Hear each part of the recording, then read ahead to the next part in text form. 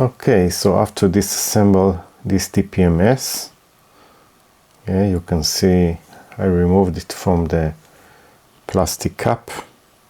I just cut it with Japanese knife. It was very easy.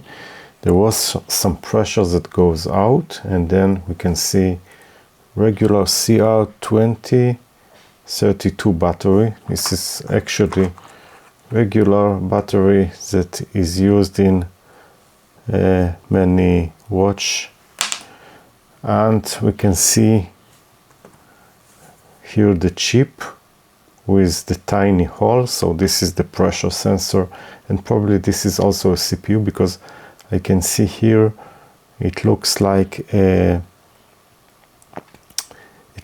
crystal in order that the CPU will work. And on the bottom side there are a few components, and this is probably the RF antenna that is sending the signal at 433 megahertz.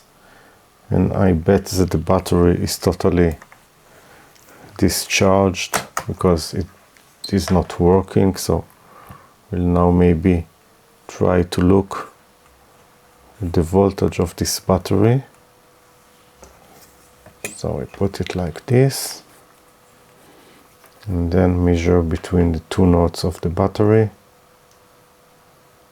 Yeah, 0.2125 volt. So we have a quarter volt instead of 3 volt. Yeah, this is a 3 volt battery, so this is the reason that this unit is not working. So that's all. You can see it, how it looks like. Very simple design, few components, microcontroller, antenna, and a battery. So that's all. Thank you and bye.